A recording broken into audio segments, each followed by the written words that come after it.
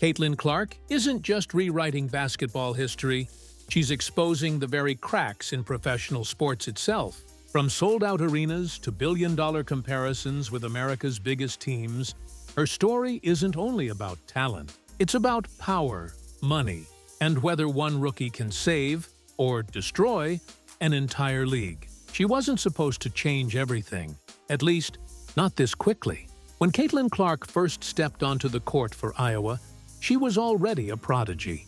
A small-town girl from West Des Moines, carrying not just the weight of expectation, but the quiet fire of someone who knew her destiny stretched beyond the hardwood. From the very beginning, her game was poetry. Deep threes that felt reckless to everyone else, but looked inevitable in her hands.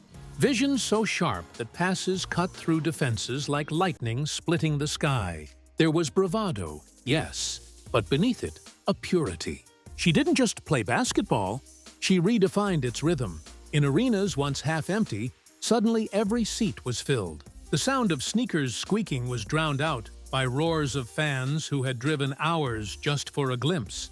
They weren't watching women's basketball anymore. They were watching Caitlin Clark. The numbers told the story even louder than the cheers. By her junior season, Iowa's average home attendance soared past 14,000 fans per game, ranking higher than many men's programs. Television broadcasts that once hovered in obscurity were now smashing records, pulling in audiences of over 9 million for the 2023 NCAA Championship game, the most-watched women's college basketball game in history. This wasn't just a player. This was a phenomenon. Every shot from the logo carried more than 3 points. It carried the weight of possibility, that women's basketball could matter just as much, that it could sell out arenas, that it could live not in the shadow of men's sports, but in its own blinding light. And with every performance, Caitlin Clark's legend grew. A scorer who would shatter the NCAA all-time scoring record, men's or women's, with over 3,900 career points. A passer who saw plays before they existed. A competitor who refused to bow even against dynasties like South Carolina. But something bigger was happening. Every time she walked into a gym, the air shifted. Girls who once dreamed in silence now screamed her name. Parents who never thought of buying tickets suddenly couldn't miss a game. Broadcasters who overlooked women's basketball now built entire schedules around. Heard Caitlin wasn't just lifting Iowa. She was lifting the entire sport. And as her college career exploded into national consciousness, whispers began to spread. If one player could transform attendance, viewership, and culture, what would happen when she went pro? The answer, it turned out, would shake the foundations of professional basketball itself. The WNBA had never seen anything like this. Draft night is usually a celebration, a small wave of media coverage, and a quiet acknowledgement that a new class of talent is entering the league. But in 2024, when Caitlin Clark declared for the draft, it turned into a global spectacle.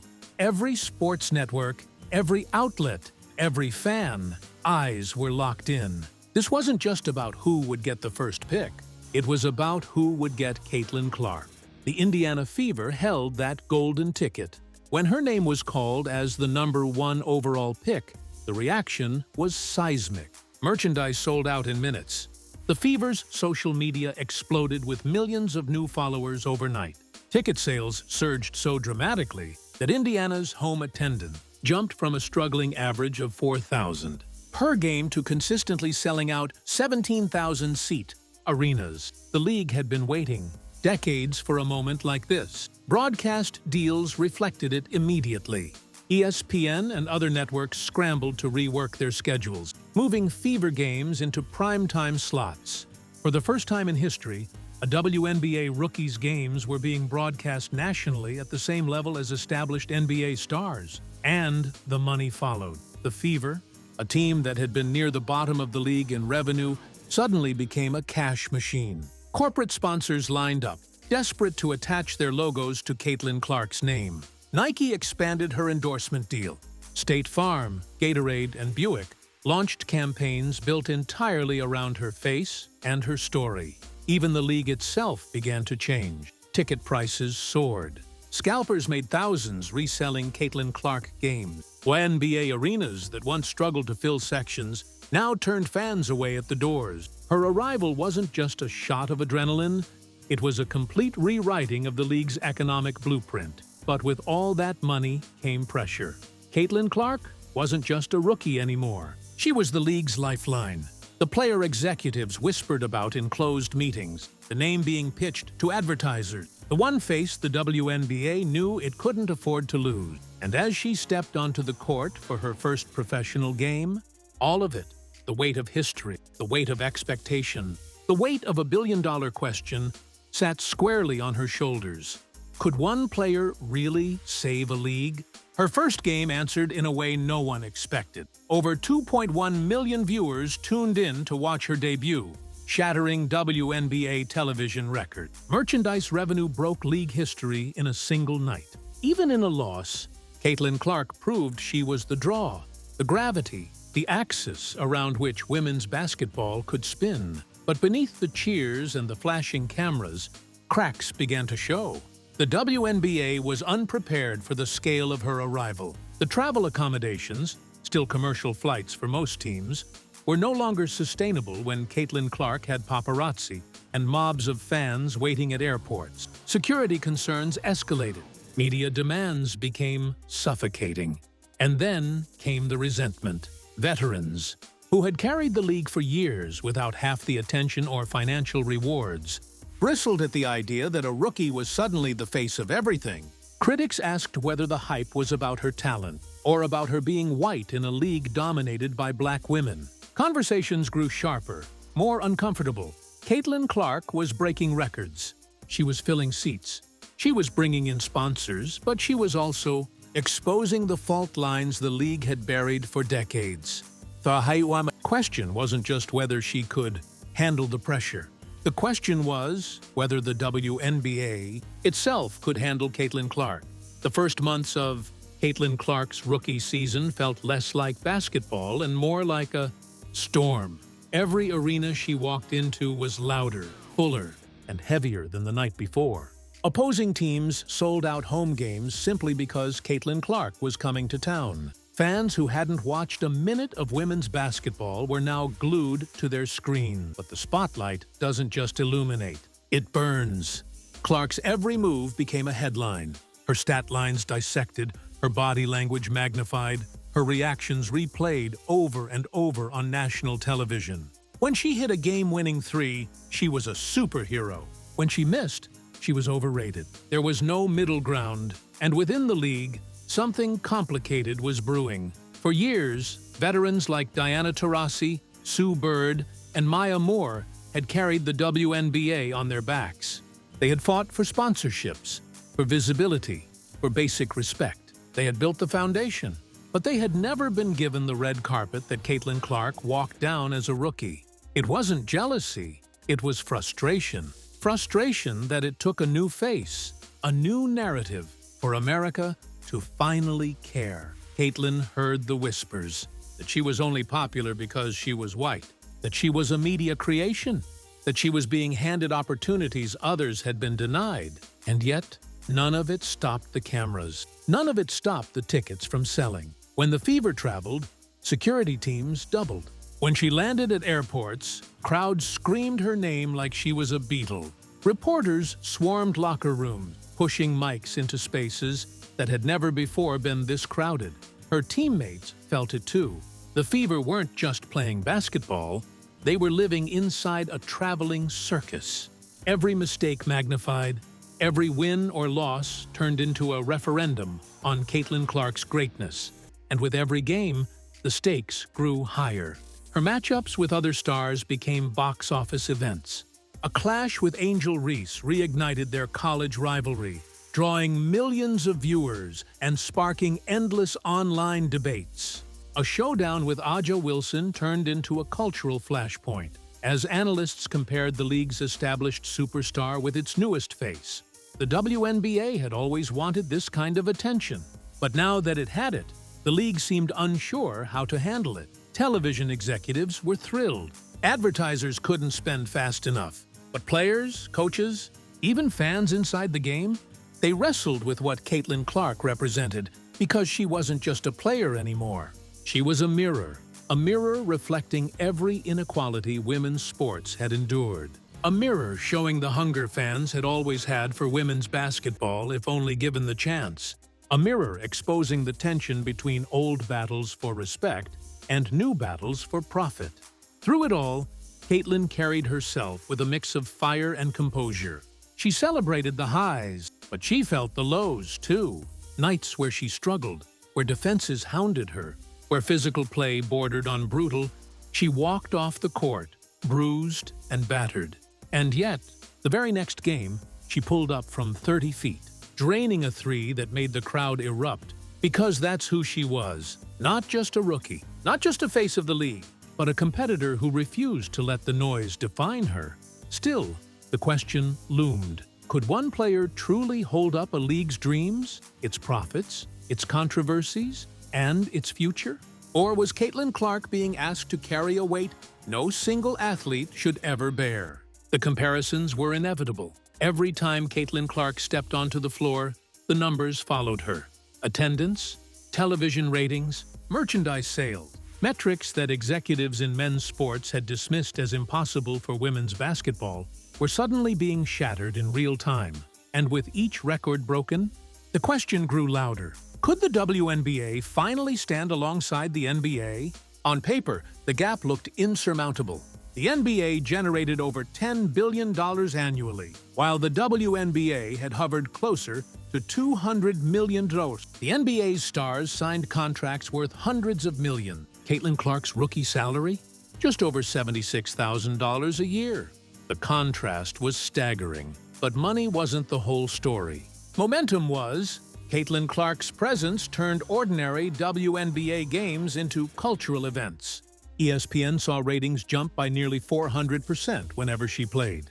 Her jerseys outsold NBA stars like LeBron James and Steph Curry in certain markets. And for the first time, analysts began asking not if, but when, the WNBA would force a renegotiation of its television rights. Because this wasn't just about basketball anymore. It was about leverage. The fans who packed arenas weren't just watching, they were investing. They were proving that women's sports could generate revenue, that they could command national attention, that they deserved the infrastructure, sponsorship, and respect that had long been denied. And at the center of it all was Caitlin Clark. She became the face of a movement she didn't ask for, but couldn't escape. Every time she launched a three from the logo, she wasn't just scoring points. She was forcing a conversation about value, about equity, about what professional sports should look like in the future. But with those conversations came resistance. Critics argued the hype was unsustainable, that once the novelty wore off, fans would drift away. Others claimed the focus on Clark overshadowed the league's established stars, breeding resentment instead of unity. Some questioned whether America's sudden embrace of women's basketball was built on genuine respect or on a single personality carrying it like Atlas. And yet, the numbers refused to slow. By mid-season, Caitlin Clark had already been responsible for nearly half of the WNBA's sold-out games. Television networks reported that Fever games outdrew Major League Baseball broadcasts in certain primetime slots. The ripple effects were undeniable. Little girls wore her jersey to school. Boys who had never cared about women's sports imitated her stepbacks on playground courts. Universities across the country reported spikes in youth basketball enrollment, especially for girls. Caitlin Clark wasn't just a rookie. She was a revolution. And revolutions rarely come without cost. Because for every headline celebrating her impact, there was another pointing to the strain it placed on the league itself. Security risks, travel inequities, locker room tensions, debates over fairness and favoritism, each problem grew sharper under the spotlight. The WNBA was thriving, but it was also teetering. The question became less about whether Caitlin Clark could handle the weight, and more about whether the league could adapt fast enough to keep from collapsing under the pressure of its own success. And so, as the season wore on, Caitlin Clark stood not just as a player, not just as a star, but as a test. A test of whether women's basketball could finally claim its rightful place, or whether the system would break under the very change it had always claimed to want. By the end of her rookie season, it was impossible to deny what Caitlin Clark had become. She was no longer just a player, no longer just a rookie, no longer just a name on a jersey. She was a symbol, a lightning rod, a movement wrapped in sneakers and sweat. The arenas proved it. Cities that once ignored women's basketball now treated her visits like holidays. Indiana's Gainbridge Fieldhouse, once half-empty, transformed into a roaring fortress of gold and red.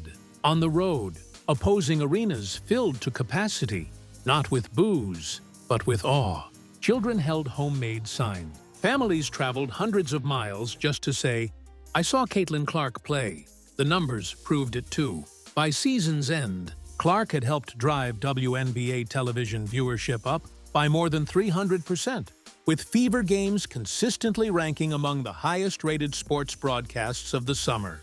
Merchandise records shattered again and again, her jersey outselling entire NBA rosters. But the truest proof wasn't in the money or the ratings, it was in the faces. The little girl clutching her father's hand, wearing Caitlin's number 22 with pride. The teenager who finally believed her dream of playing basketball could matter. The mother who once played in empty gyms, now weeping as she watched a new generation be seen and celebrated. Caitlin Clark gave them something that couldn't be measured in dollars or data. She gave them belief, and belief, more than anything, is what builds legacy. Still, even as the confetti fell on her rookie year, the story felt unfinished. The questions lingered. Could one player truly sustain this momentum? Could the league rise with her, rather than lean on her until she broke? Could women's basketball finally claim the respect it had always deserved? The answer wasn't clear. Not yet, because revolutions take time. They take sacrifice. They take pain. And Caitlin Clark was still just beginning her fight. She knew the bruises would come. She knew the critics would circle. She knew the weight of carrying a league on her shoulders was heavier than anything she had ever lifted before. But she also knew this: every deep three she launched, every pass she threaded, every smile she flashed at a roaring crowd, it all mattered. It mattered to the girls who now practiced jump shots in their driveways. It mattered to the fans who packed arenas. It mattered to the future of the sport itself. Caitlin Clark was more than a scorer, more than a rookie, more than a phenomenon. She was proof that women's basketball could captivate a nation, proof that fans were waiting all along, proof that one person, in the right moment, could change everything. And as she walked off the court at the end of her first season, head high, heart full, the roar of the crowd echoing in her chest, the world could feel it too. This wasn't the end of a story. It was the beginning of an empire. If this story moved you, don't just scroll away. Hit that like button, share this with someone who needs to see it, and make sure to subscribe for more powerful stories that dig deeper than the headlines. Your support helps bring these voices and these truths to light.